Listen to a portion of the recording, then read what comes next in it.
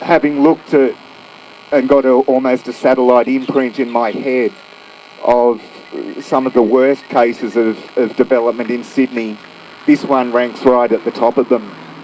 Please don't build houses here and save the animals. Please, I would like to come. My son doesn't want the houses to be built because he wants to save the animals, and there'll be too much development in this area and too many more people moving in. I think it should be moved somewhere else. Thank you. I'll go past that and I'll tell you about the ancestors of this land. The years that they've lived on the great lands of these, of where we live today. They cared for it, and they let the mother nourish the land itself.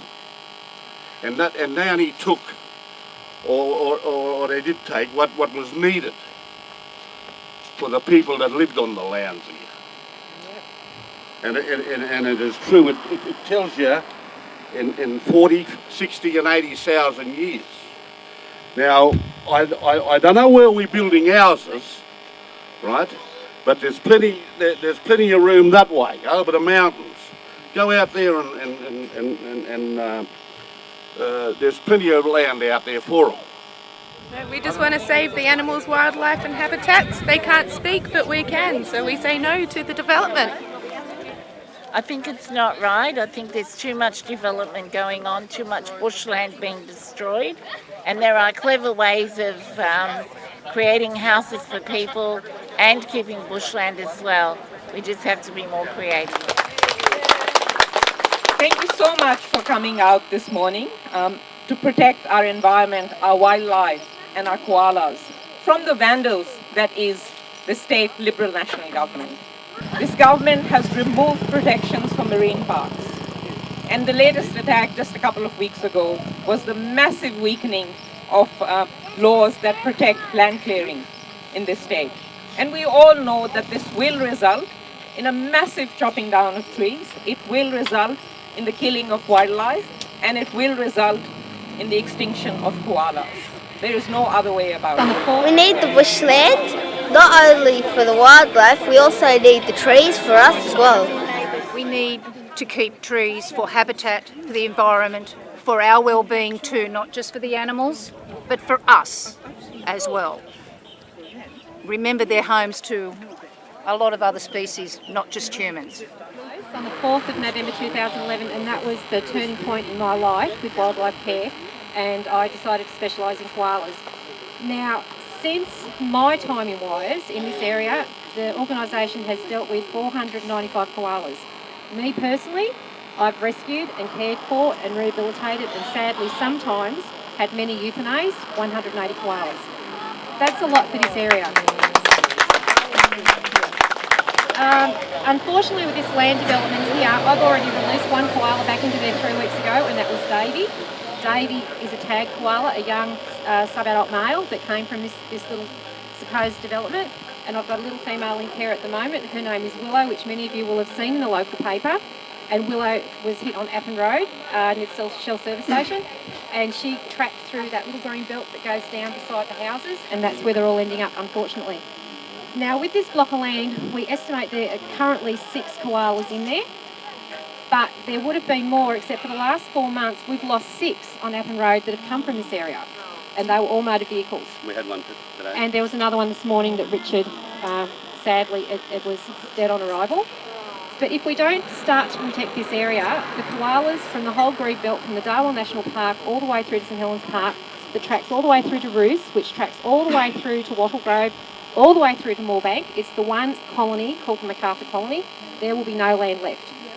As the previous speaker said, my dream would be is for the council to actually buy back this land from the developers and donate it to National Park. Yes. And I just want to say that I find it disgusting that humans choose money and greed over animals.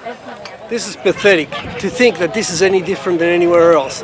What makes the town special is its environment, not how many houses it has or how many streets it has.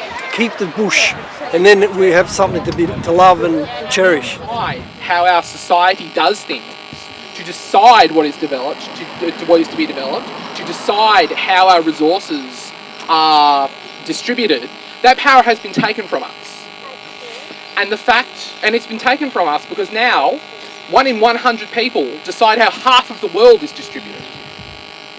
That has led to a situation where our governments, the institutions that are supposed to protect us, the institutions that are supposed to run the world how we tell them, don't dance to our tune anymore.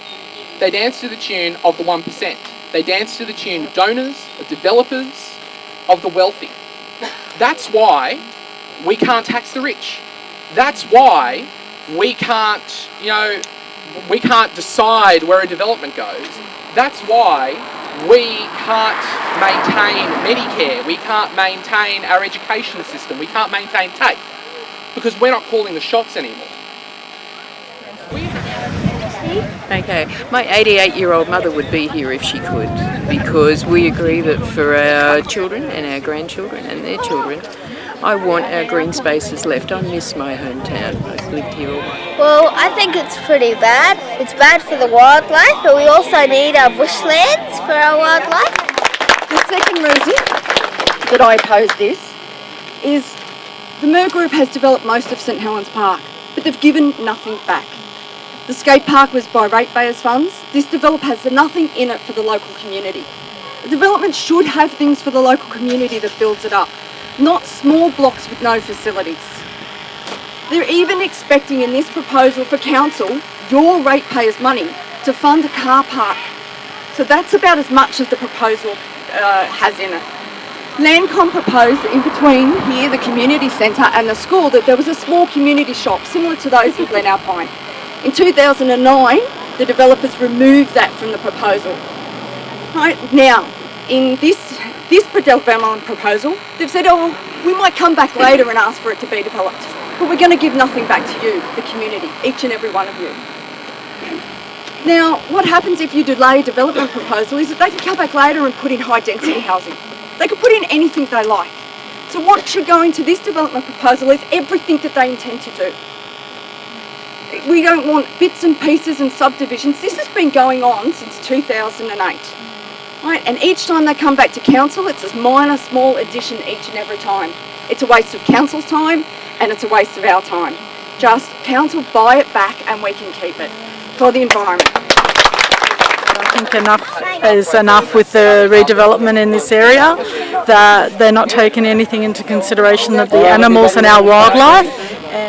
It's applied by Landcom in 1999 and found at least 3, if not 4, vulnerable microbats. 15 vulnerable or endangered mammals, including a squirrel glider, which is identified by predator stats. And of course the much-loved koala is another vulnerable species.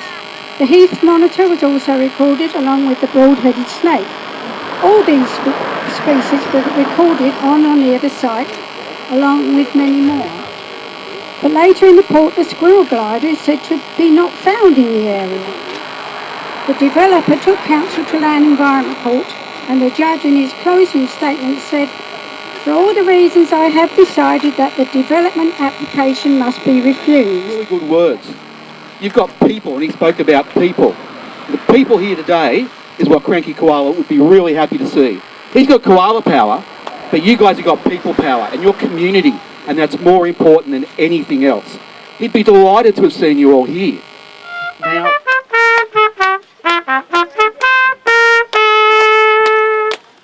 everyone join in.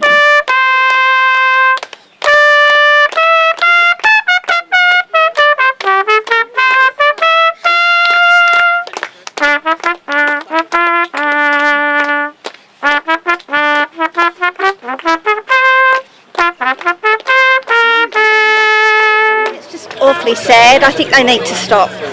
Enough is enough. Thank you.